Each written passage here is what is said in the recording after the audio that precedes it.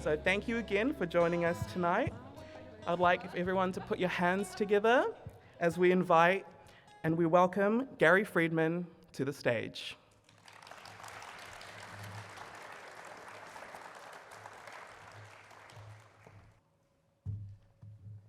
Kia ora, good evening. It's incredible actually looking around at these aircraft with so much history.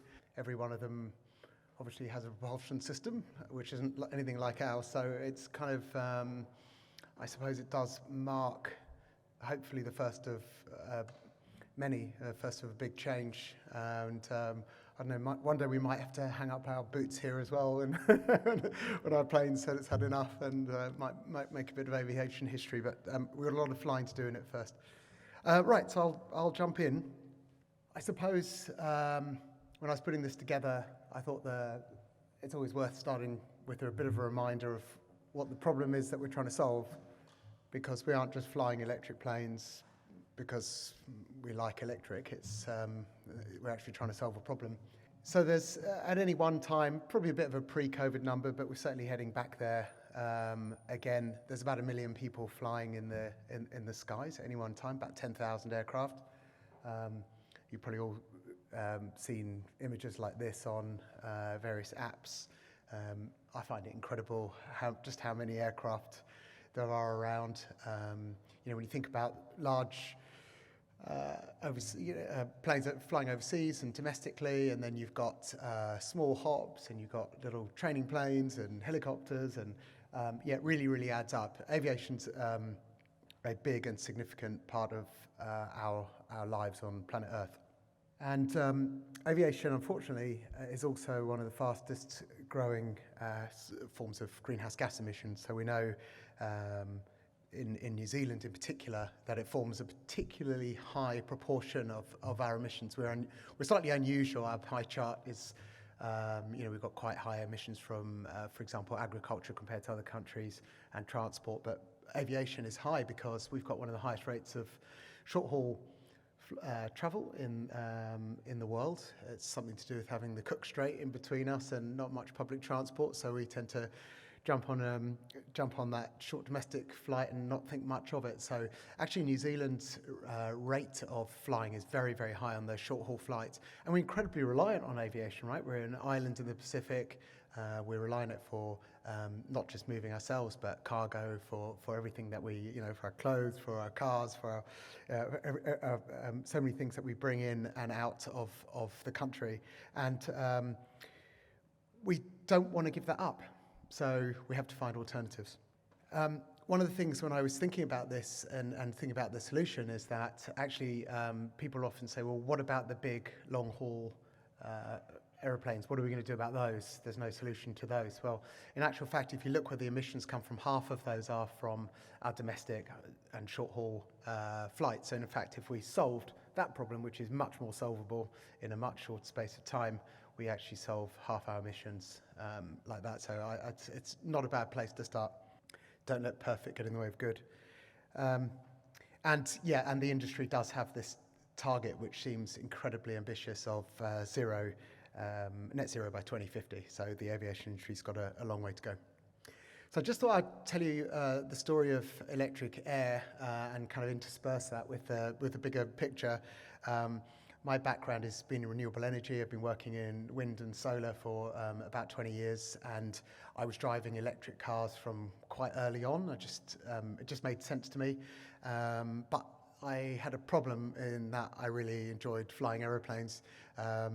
And I arrived at the airfield one day in an electric car, and I was going to jump in the plane, and I thought, hang on a minute, why was the sport that I love creates emissions, and there must be someone out there who's working on an electric plane, just even a simple two-seater like I was flying. And I looked around and did some research, and I found a company in Slovenia called Pipistrel, and I thought, well, I've got to go and check this out. So on the pretext of a family holiday, we made our way to Slovenia.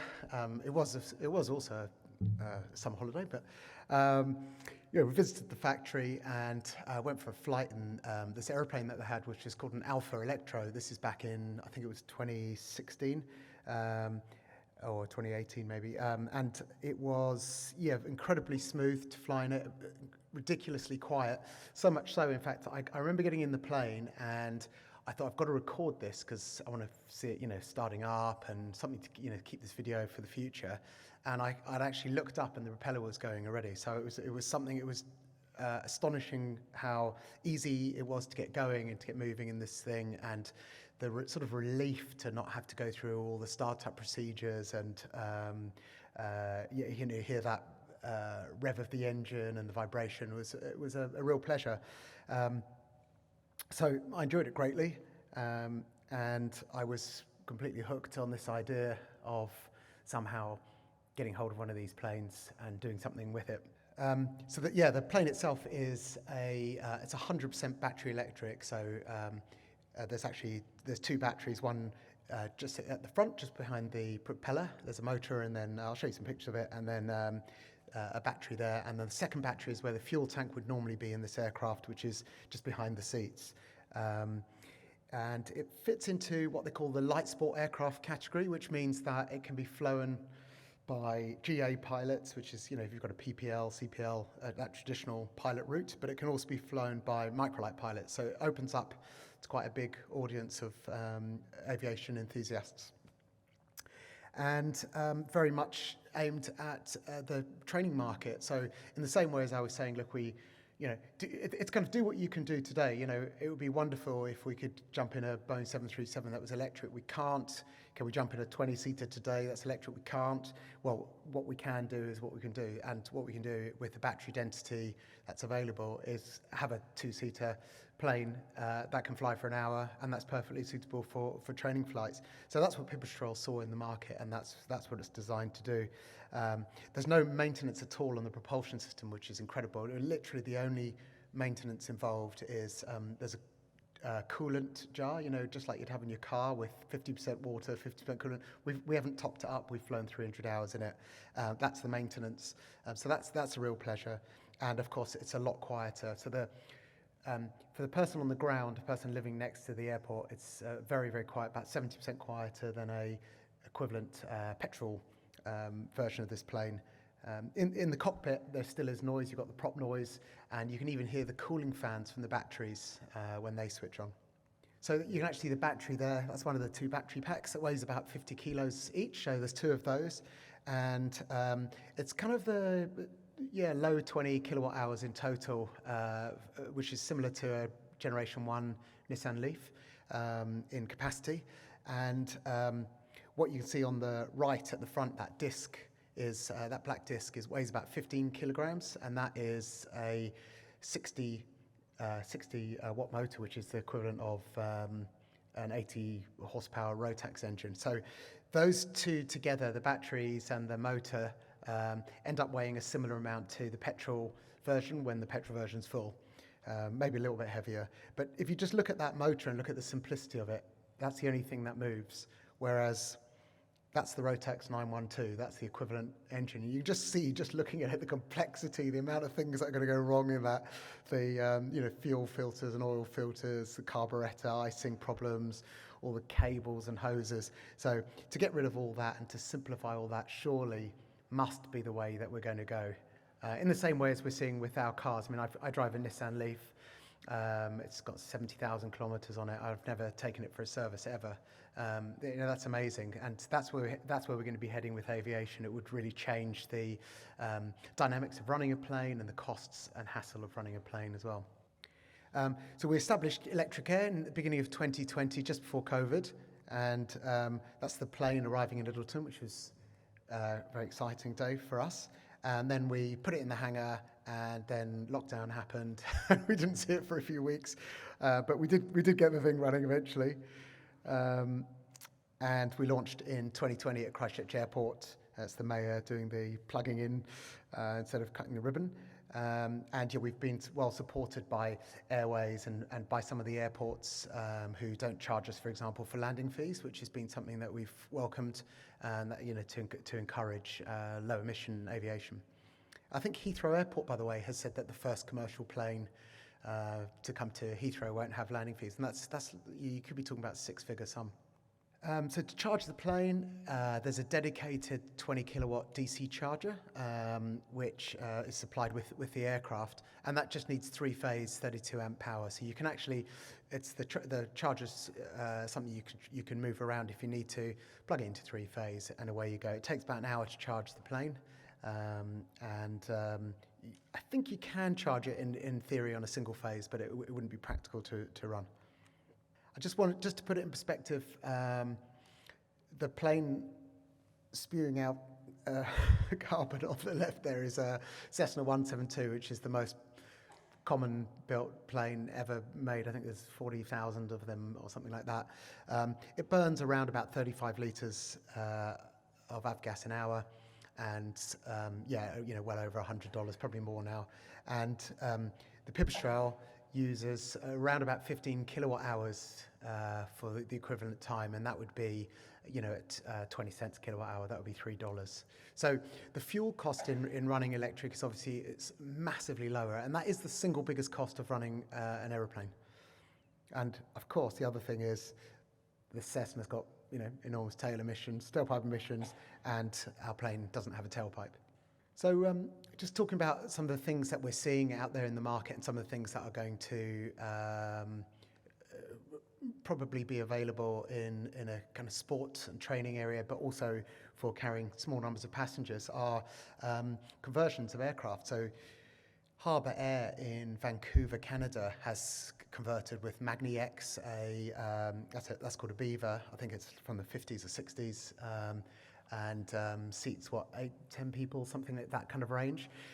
What's interesting about what Harbour Air does is they fly VFR flights, so visual conditions, typically of 20 minutes. So the short haul hops out of central Vancouver to wherever they're going, and that's their average sort of time. So when you think about what a battery electric plane can do, short flights like that, small numbers of people, absolutely perfect. So they've been flying this, it is a prototype aircraft, and they're upgrading batteries at the moment, and they're trying to get that into service. So that type of application, when you've got the right application, relatively short duration, and maybe up to sort of 10 passengers, very, very doable with today's technology. The same manufacturer of motors, Magni-X, has also converted a Cessna Caravan, which you can see there on the right, proof of concept, and there are a couple of other companies now who are working on Caravan conversions to get those into, it's called the SDC process, where you change it through the regulator, and then others can follow that intellectual property. Just some of the planes that we think are going to be around from small to big quite soon in terms of new aircraft. On the left there, these are all made by a company called Buy Aerospace in the States, and the two-seater has been going through certification now for a few years.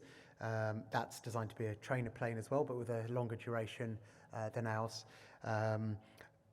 The hurdle that these guys are really facing is not so much technology, but the certification. So they're actually trying to get an airframe certified and a propulsion system certified, and that's in America with the FAA, is a process that is very expensive and time-consuming. And that's why it seems like so slow to us in the aviation community who are sort of passionate about electric aviation. Pipistrel is still the only manufacturer in the world with a certified production electric aircraft. But these guys are coming along. They've got a 2, a 4, and an 8-seater that they're trying to push through. They'll start with a 2, and I think it may still be another year or two before that's out. And then on the right, there's the Aviation Alice, which was an Israeli company invention, and actually took off for the first time a couple of weeks ago. That plane is a 9-seater with quite impressive stats on potential range, and they've also got orders from companies like DHL, who's shown here, and a few other airlines. So the thing I find very interesting about this aircraft is it's built ground up. Unlike the conversions, a lot of these aeroplanes are not necessarily the lightest. If you look at some of these Cessnas, for example, rivets all over the place, and they're quite dirty through the air. When you look at something like the Alice, it's a ground up electric plane made fully of composites, incredibly light, And that's what we're going to have to do to get the performance that we need from these aeroplanes. And it's still a struggle with battery density at the moment, but that's clearly the route that we're going to have. And that gets you, when we talk about 9 seats, it's 9 passengers plus pilots. I think that kind of 10-seat range is something that the industry is very focused on producing. And then you might have heard about Heart Aerospace. So Heart Aerospace has been in the news in New Zealand quite a lot for a year or two because Sounds Air signed an MOU with them for a 19-seater aircraft. I think it was called the ES-19. Heart Aerospace have recently changed their plans, and they're going straight to a 30-seater. And they're doing that because they feel that the investment in the development of this first electric plane is such that they need to go for a slightly bigger market. And again, they've received orders from a number of airlines around the world, and Sounds Air and Christchurch Airport and a few other New Zealand companies and overseas airlines are helping with them to actually get that design right, understand what airlines and airports want and which markets it's going to fit best into. But Heart Aerospace, a Swedish company, really worth keeping an eye on. And the last one we've got up there, getting slightly larger, is the Zero Avia. So these guys are looking at hydrogen, and I think it's going to be less about necessarily their aircraft, but more about what they do with hydrogen and whether they're going to be able to get those propulsion systems going. I'll talk about that a little bit more in a sec. I also just wanted to just touch on this briefly. We've probably all seen, I mean, it feels like every week there's another flying car on YouTube, isn't there? And someone's come up with, another invention. But I don't think these things should be totally dismissed. Whilst getting humans into these drone-type aircraft is probably a long way off from a certification perspective, I do think we're going to see the use of these quite soon in cargo. The Whisk, which is part owned by Boeing and has been testing in Tekapo in New Zealand for a few years, and in California, their aircraft, they've just brought a new version in, I think it's version 6, and their aircraft has flown thousands and thousands of sorties successfully, and it's hard to see why in a safe operational environment that wouldn't start taking cargo and you take the pilot out of the aircraft. It makes a lot of sense. But actually that, I think that instinct that we all have as humans of not having a driver in your taxi or a pilot in your aeroplane is a big jump.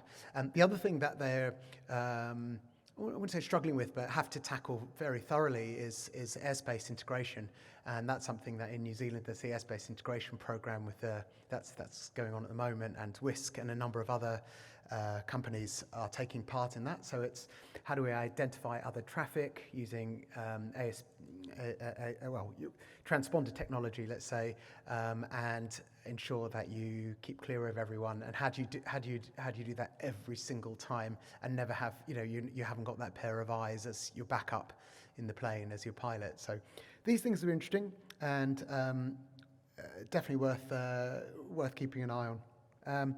Just wanted to mention also that we're dealing with one of the main components on the plane as a component that has been reducing in price at a shocking level year on year in terms of dollars per watt. So in the last decade it's been this enormous fall. Funny thing is, I used to put the slides up, changed it slightly, but in this year 22 seen quite a spike in lithium prices at the moment, but then what hasn't spiked this year. So supply and demand is a little bit tricky in that regard. But we are dealing with a commodity that overall has become and is estimated to become a lot cheaper. But what's also true is that the density's improved every year, and so the power that you're getting for every kilogram of lithium ion is improving. And then, we could be talking about a different battery technology soon anyway, with solid state and other things that you keep hearing about. So I think we're on a path where if you're designing an aircraft like the Alice, you might say, well, look, today we can get this many watt hours for a kilogram. We need to get this many miles in our plane. So you almost have to assume that you have to have some sort of path in the battery improvement and design slightly into the future. Because by the time you've got your plane built and certified, there's going to be a lighter, more powerful technology available. So that gives some challenges to the engineers for sure. So larger aircraft, it's difficult. When you look at the best case scenarios for lithium-ion batteries and the requirements for power to weight, it's still miles off. So I don't think that we're going to see a battery electric solution for, say, a 100-seater aeroplane this decade, for sure. But we will see other things that help us get there. So hybrids an obvious one, and we've seen that, haven't we, in the development of electric cars with things like the Prius or the Outlander or whatever it is. So a lot of hybrid technology coming in. We know that's not going to last. We know they won't be there forever, but that's helped the transition. And it could be that you take off with one type of propulsion and you fly straight and level with your other type. So there are tests already. There's been a BAE 146 where this has been done with a 2 megawatt electric motor in replacing one of the engines, and we're going to see more of this. And by the way, it may not be battery electric. It might be hydrogen and let's say oil. So yeah, we'll see quite a bit of that. And then I'm just going to touch on sustainable aviation fuel as well in a sec. Yeah. So just on the long haul still. You're hearing a lot more about SAFs, the sustainable aviation fuels, and you might have seen that Air New Zealand has just received its first shipment, just came in. They're trying to get to 1% of their aviation fuel injected with SAFs quite soon. So it's actually here in New Zealand now, and I don't know when they're starting to squirt those into the fuel tanks, but I'm sure their ambition's a lot more than 1%. The question is, what is sustainable when it comes to a liquid fuel? I mean, this fuel I think their fuel comes from Scandinavia, maybe. And yeah, I did note here when you Google SAFs, a lot of the oil companies pop up very quickly. So we just have to be a little bit skeptical about that. But I do think liquid sustainable fuels will definitely play a part in the fuel mix going forwards, and it's a solution that helps straight away. So I think anything we can do in the intermediate period until we've got a better solution, we should be doing. So we're not trying. There's no such thing as zero, but we just try and improve, right? Everything we do should just get more sustainable. Yeah, and same for hydrogen with some limitations. I do think it's got an enormous advantage in that you've got a very, very lightweight fuel, but the creation of hydrogen is really inefficient. So are we going to have enough renewable energy? Like, do we want to use our renewable energy sources perhaps 4 times the amount you'd need to go into a battery for that amount of power into hydrogen? Maybe we can make that work. I mean, certainly in New Zealand, we're blessed with a huge amount of renewables. So I think in the large space, a combination of SAFs and hydrogen and hybrids is what we're going to see. So something that people always ask me in relation to electric planes and electric cars, which I've been driving for a long time, and also in my background, my day job as in renewable energy, is where all this extra electricity is going to come from that we need. And I like people to think about it. It's probably easiest to think about it in cars, because that's what most people understand. So a car manufacturer will give you a figure for the CO2 emitted from the tailpipe, and that is what tends to be used by, let's say, maybe the oil lobbyists or something like that, where you see a figure and you say, well, that is how much the car emits. And that's true, that's how much the car emits, okay? But that doesn't give you the whole picture, because that oil has to be dug out the ground and it has to be refined. And when you refine oil, it's actually an incredibly intensive process from an electricity point of view. So the energy to refine oil is huge. 6 kilowatt hours for a gallon of petrol. So if you imagine that 6 kilowatt hours of electricity, in an electric car, yeah, it would drive you a good few kilometres, right? And then you have to put the refined oil, we don't refine oil here, for example, anymore, so we have to put that onto a ship. A third of the world's ships just exist to carry oil. Imagine that, and then imagine all the oil that the ships use to carry the oil. It goes on and on and on, right? So bear in mind, the oil lobbyists would tell you, or the car companies would tell you, oh, it's just 2 point whatever, it's just the exhaust emissions, forgetting all of this. And then we land wherever we're going, and then we have all the extra emissions of driving, and that's what we do. We drive that oil to petrol stations, and then we pump it, and even the pumps use electricity to pump, right? So my answer to anyone who says, where's all the electricity come from, is if we stopped refining oil, we'd have plenty of electricity to drive all our cars, right? And it's exactly the same argument with aeroplanes. And it really is staggering when you look at it, the waste in using oil to propel us. And not to mention, where this oil comes from, but we won't get into European wars at the moment. One other thing, and often actually even people with electric cars who've got electric cars and who love them don't necessarily get this argument always, is the efficiency between a electric motor and a combustion engine. So a combustion engine is like 25% efficient, which means almost all the energy you're putting into it is just lost in heat, like the old light bulbs. And electric motor is somewhere around 95% efficient.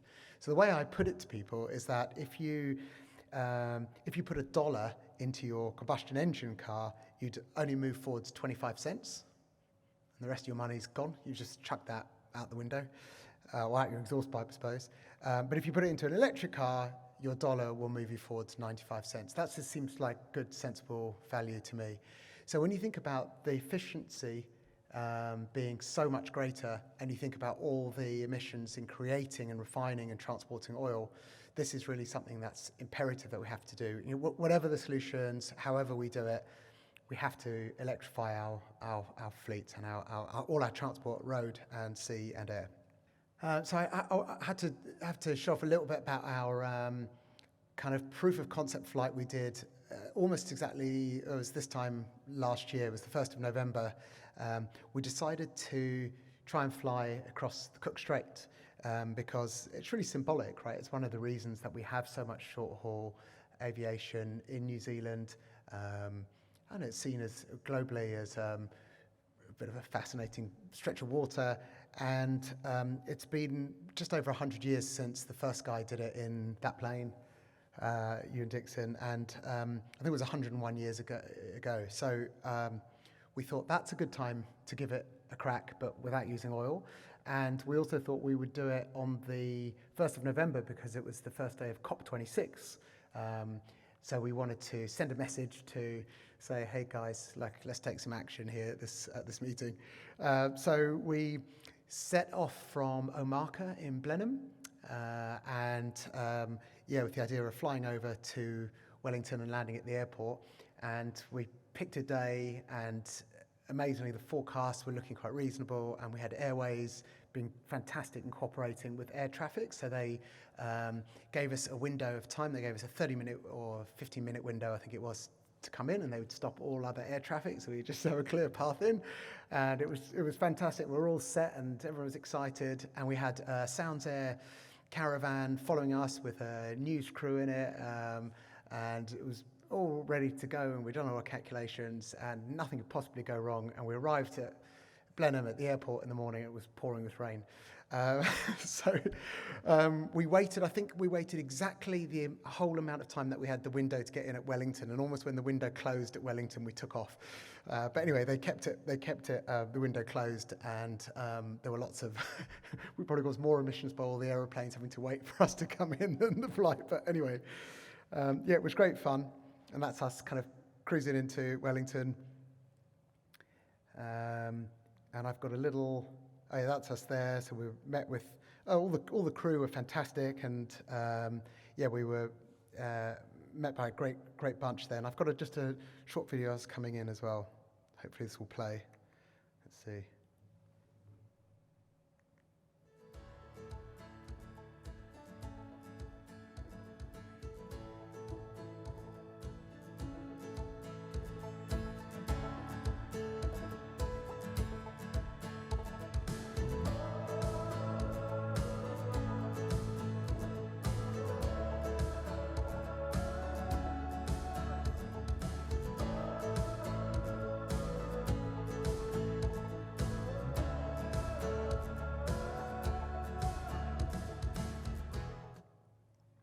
Yeah, so we made it, and yeah, that's us. And they're taken the Sounds airplane, took that picture halfway across, and it turns out that it's a world record because and I also learnt a new word, which was farthest. I was saying it's the furthest flight over water. So apparently, it's furthest can have a double meaning, so you can use it in a different way. But anyway, so it's the farthest flight over water by a battery electric plane.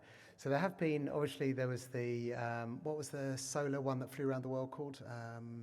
Solar something. Yeah, that's it. Yeah, so anyway, that was a solar plane. So we didn't have any solar panels, right? So as a battery electric plane, furthest over water, farthest over water. Yeah, and it was great fun. But look, the point of it was to raise awareness, and actually, if you think about it, that means today we've got technology that can take us over the Cook Strait. And you think about all those flights that are going over and all the ferries that are going over, we could do this today. I mean, it's only a two-seater, right? But you could do it. You can just see that it's so scalable, it's so doable.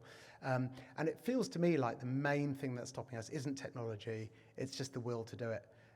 So that's why I really want to, that's our kind of point of being. It's to show people that a plane is now available. It can fly these distances. It is doable, and let's kind of give that focus and try and make it happen.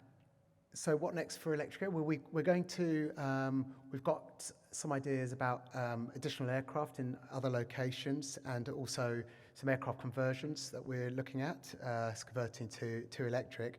But seeing as we're here, what about a nice little route to Waiheke Island? That would be nice. I think it's only, I was looking at it on the map here, and I think it's only 14 miles. So you wouldn't even need a charger on the island. So you could do Ardmore, there and back, and that would be a nice little flight. So maybe we can put some energy into coming up here and getting those flights going. It might be fun.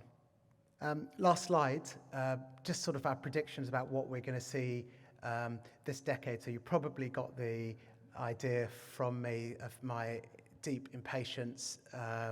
I think that what we need to do is use stuff that's here. So this is still the only production electric plane in the world, so let's use it. But what are we going to see next? It's not going to be a Boeing 737, but this decade, I think we will have up to 20-seat electric planes. I think it's more likely that it's going to be the 10s that we really see now, especially because Heart Aerospace has changed their design, and I don't think their 30-seater will be ready quite as quickly. I will definitely see commercial use of converted aeroplanes, so things like the Cessna Caravans, and they will be doing whale watching flights or those short hops. It could be the sort of flights that Sounds Air make, but those visual flights, visual conditions. We'll definitely see some of those drone sort of aircraft carrying medical supplies. I mean, they're doing that already. People like Swoop are doing that, but I think we'll see that more and more, and they'll be getting larger. And I think that they'll operate in dedicated corridors for airspace purposes. And I think we will see a lot more use of liquid sustainable aviation fuels introduced by more and more airlines. I think that's going to become very popular. That's my prediction. And of course, the thing we could be doing now is we could be getting all our training flights from purely battery electric planes. That's something we can do now if we had the will to do it. So I really hope that uptake increases. Yeah, so that's it really. And I suppose the last thing to say is I know we're not based here, but if anyone's down in Christchurch, you're welcome. Just give us a call, and we'll get you up in the air. Thanks very much.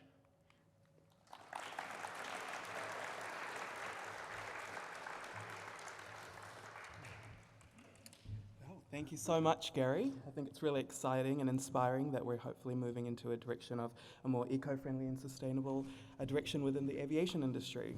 And so we'd like now to open up the floor for any questions that you may have for Gary. I just kindly ask if you could please raise your hands, and one of our team members will pass over a mic for you guys to speak into. Cool.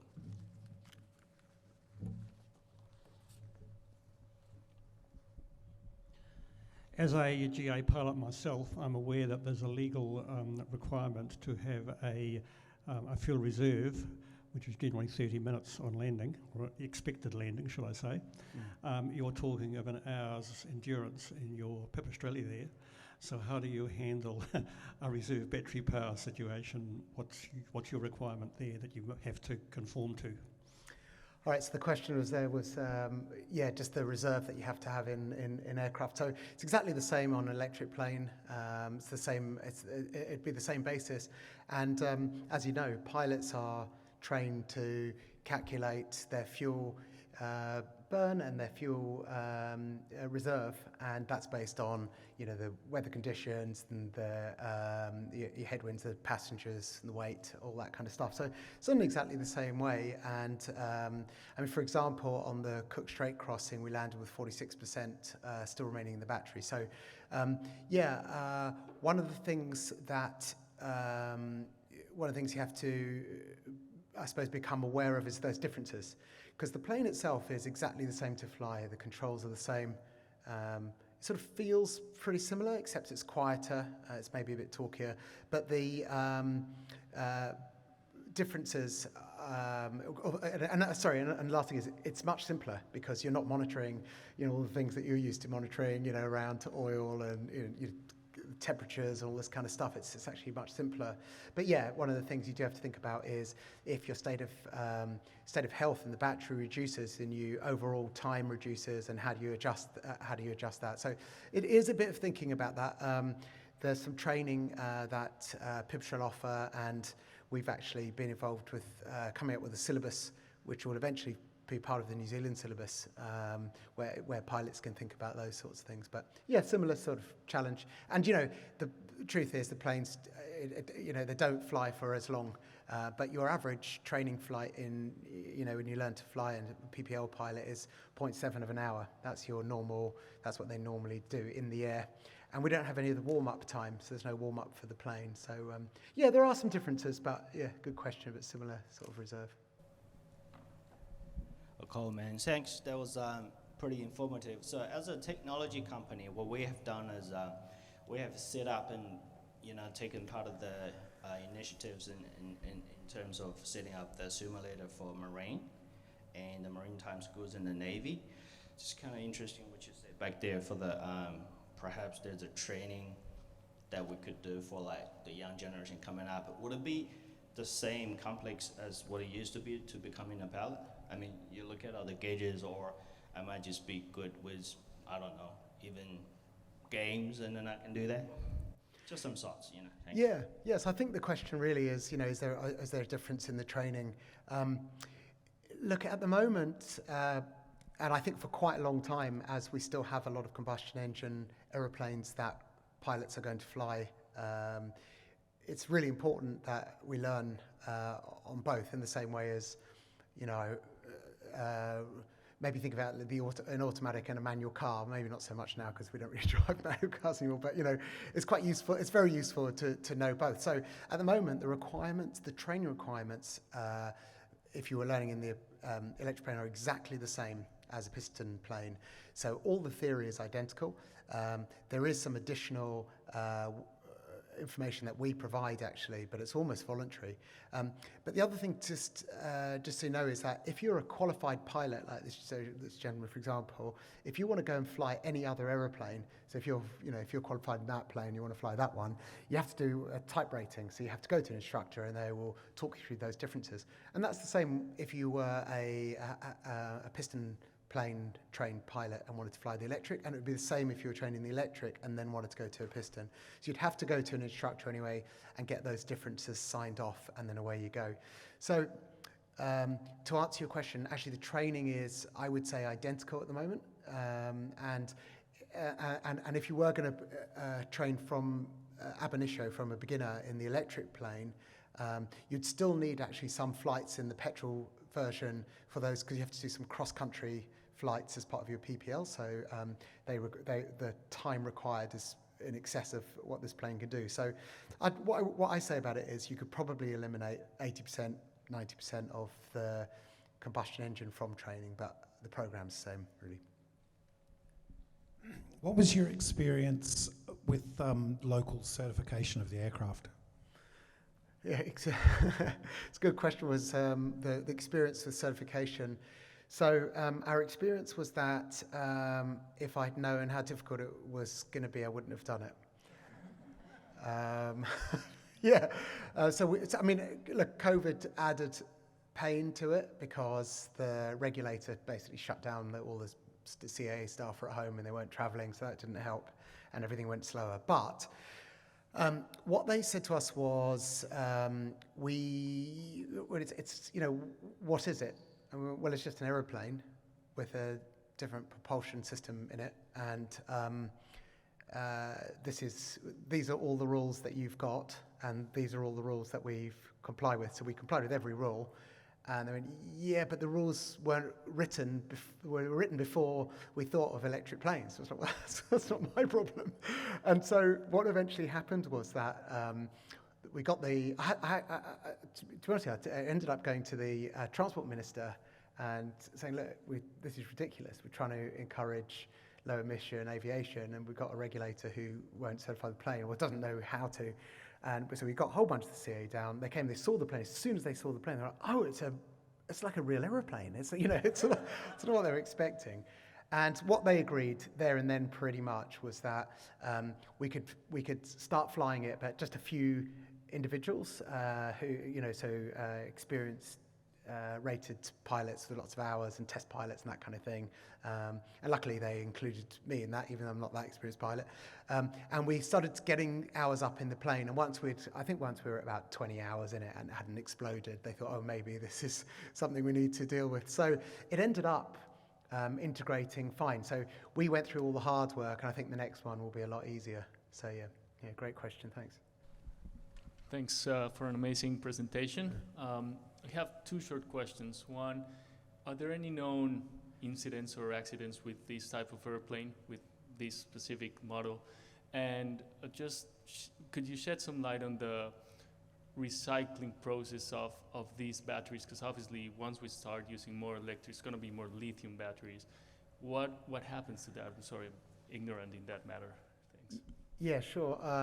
The accident one's not very nice. I think there's an accident in every plane. I'm aware of something which has nothing to do with the electric propulsion in Europe.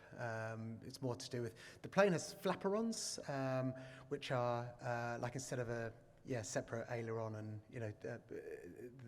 two flaps on the wing, effectively on the tailing edge. It's got one long one, and that gives some different characteristics. That's nothing to do with electric, by the way. That's all Pipistrels have that.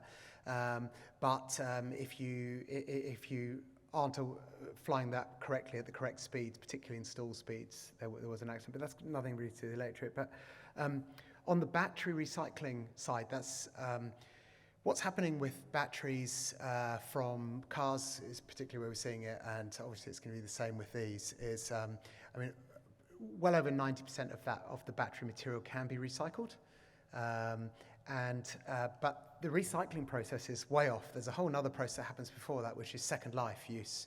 So these batteries, when they're finished being useful in this plane, let's say it's getting shorter and shorter on our duration, it gets to a point where it's not that useful anymore. We'll pull those out. By the way, they just slide out and you pop a new one in. Then those batteries will probably go into a stationary storage, which means, for example, a solar backup is where they're most commonly going. And this is happening now, by the way, a lot with old car batteries. But not so much because the car batteries have run out. But cars that have been written off, for example, would be where most of the batteries are coming from. Pull them apart, stack them into 5 or 10 kilowatt-hour chunks, and then they're perfectly good for maybe another decade as solar storage. And then finally they get recycled. And actually that process is really important to think about because there's a lot of criticism about where the minerals come from in batteries and for all these electric devices we have and cars. But if you think about it, and I challenge you to have a look around this room now, there's not a single thing you can see in this room that hasn't been mined, right? Except for the food, which has been farmed, which is kind of mining, right? So everything humans are like, as soon as we're born, we're like consuming and wasting, and so it's just about reducing and being more sustainable. So we've got a choice, I suppose, with our propulsion if we use oil we dig it up, we do all those horrible things, we burn it, it's gone. With the batteries, we use it once, then we have a second life with stationary storage, and then if we choose to, we can recycle it. So that's kind of the story. I think the real question is, are we designing battery packs in a way that makes them easy to recycle? And the answer to that's no. And I think that's a really big, something that particularly the car manufacturers need to tackle, because you can extract almost all those materials out and reuse them again. Since you've got batteries, what's the usable weight for the aircraft? It's about 170 or 180 kilograms, something like that. 180, I think it is. Yeah, it is true that there's some tricks you can play with all these petrol planes, which is, oh yeah, we're a bit heavy, or we're taking the camping gear, we'll just put a bit less fuel in. Or ignore the maximum takeoff weight, as some people do, which I'm not recommending. Don't try that at home. But you're right, the plane is the plane, and there's nothing you can really do except strip something out. Actually, one of the things I always find funny about the plane, it's got this little these little things for lumbar support. And you think, really, did you need to have that weight in the plane? Like, you're only in there for an hour, so yeah. But it's good. It's a good point. You take off and land at the same weight, so that's another difference to get used to. Yeah. Fast change option on the batteries? Fast change option on the batteries. There isn't at the moment. The batteries only get charged in the plane. The truth is, I think that the benefits there are difficult, because if you think about a roughly an hour turnaround to charge the batteries, if you're operating as a school and you land the plane, you've got to debrief a student. The instructor probably wants to go to the toilet or get a cup of tea, check the phone, rebrief, and then by the time you've done that, and then you check the plane, it's maybe not an hour, but you're cutting into that time. So the advantage of hot swapping isn't necessarily giving you that much more, but I think it could be something we see in the future. By the way, some of the larger aircraft being looked at, I mean, we're talking about the really big stuff, they are looking at that with wing-mounted batteries, and hot swappable underneath, pull the other one out, pop, and away you go. So really quick turnarounds. But at the same time, they're also talking about very fast charging times with multi-megawatt charging facilities. So. Yeah, I was just wondering if it was fitted with a ballistic parachute, because I've been flying microlights in the UK, and with a ballistic parachute you're allowed to increase your maximum takeoff weight, and whether you could get extra capacity that way. Yeah, ballistic parachute is fitted in this plane. The UK have a slightly different rule, so the weight's been low, although it's gone up to 600 kilos in the microlight category now. But this plane comes with a ballistic parachute, and funnily enough, one of the first passengers we took up in the plane was a TVNZ reporter who was incredibly nervous. He'd been sent down from Wellington to do this piece, and he was like almost shaking with nerves, and was showing him around the plane. He was, I don't like flying, I don't like small planes, and I've never been it's so small. And then we kind of went round the back, and he saw that it's like a warning sticker, and it says ballistic parachute. He says, what's that? So I explained, if something really goes wrong, you can pull this and the whole aeroplane comes down underneath the parachute. And he's like, this is fantastic. And he was totally relaxed. And I was like, look, if we're pulling the parachute, it's not a good thing. But he was very happy by it. So yeah, it does. But no, it's a good point. Yeah, I think you get an extra 25 kilograms or something in the UK. Have you heard of the Maxwell electric plane that NASA has developed? Yes. Is that the one with the Maxwell, is that the one with lots of propellers along the wing? What are your thoughts about it, and what do you think, will it succeed or not? Oh, that's a really interesting question. So the question there was, NASA have produced a prototype aeroplane with lots of small motors on the wing, something we've never seen before from combustion engines. There's 4 in that one, but the motors are absolutely tiny, and they're very close to the leading edge. And this is one of the amazing things about what electric aviation is allowing. It's a complete rethink of where you mount your propulsion systems, at the back, on wings, on the nose. We don't have to put them where there's massive space behind for a gas turbine engine or a piston engine. So do I think that particular one will work? I doubt that plane will ever go into production, but I think it will teach NASA a lot. And actually, I was really lucky to meet the head of that program recently, who is, I don't know if you've heard of Sophia, which is it's a Boeing 747 that comes to New Zealand. It's been coming to New Zealand every year, and it's got a giant telescope in the side of it that opens up, and they fly it up nice and high in the southern hemisphere and take amazing images. But anyway, the head of that program at NASA also runs the electric aeroplane program, and he was talking about it and saying they're learning a lot from it. So I think NASA are developing looking at a number of different aircraft and propulsion types and playing with where those might fit on best. And it'll be really interesting to see what pops out here. Great question, thanks. So what is the lifespan on the battery pack, and what is the cost of replacing it once that has ended? That's an excellent question. So the question was, what's the lifespan of the battery packs? So we never had a good answer to that question from the manufacturer. And I think it's one of the biggest risks in understanding what it costs to run, because the maintenance, we've done over 300 hours now, and the maintenance on the aeroplane has been ridiculous. We've done nothing to it. I'm trying to think we had a flat tire, so we changed a tube. So maintenance has been incredible. And, it still has to have its 100-hour maintenance inspections, and that took, the 300-hour one took, I think it was 2.5 hours, and that involved the maintenance engineer being cross with us because we hadn't vacuumed the carpet, and so that's a bit dirty, and that was about it. So maintenance is really low. So you know the upfront price of the plane, you know that your running costs from a maintenance perspective are very low, and you know that the actual servicing the plane, keeping it running is low. But if your battery runs out, then replacing it is quite expensive. So at the moment, there's only one manufacturer in the world, right? So you can't go to anyone else to legally to replace those cells. But in fact, those lithium cells are not very expensive. They're the same cylindrical cells you'd find in many cars. So you'd have to go to Pipistrel. They do offer two options. You can replace them and get brand new ones with a box, and each box has got its own battery management system in it.